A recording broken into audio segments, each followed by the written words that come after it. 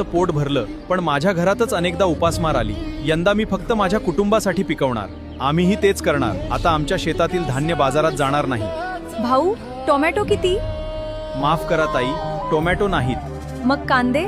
तेही नाहीत. शेतकरी माल विकत नाहीत. आई, आज डब्यात फळं का नाहीत? बाळा, दुकानात मिळालीच नाहीत. पैसे तर आहेत ना आपल्याकडे?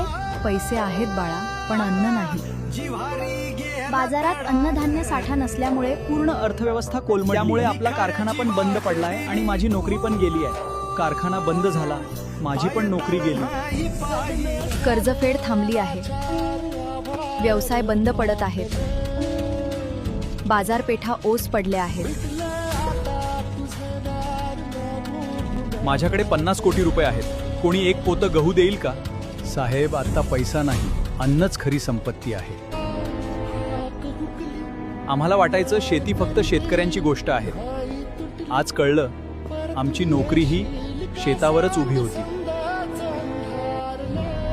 बाबा, सगळे लोक रडत का आहेत? कारण बाळा, ज्याची किंमत त्यांनी कधी ओळखली नाही, त्याची गरज आज त्यांना समजली आहे. जेव्हा मी रडलो तेव्हा जग हसलं. सोनं संपलं तर दागिने थांबतात, पेट्रोल संपलं तर गाड्या थांबतात, पण शेतकरी थांबला तर संपूर्ण जग थांबतं.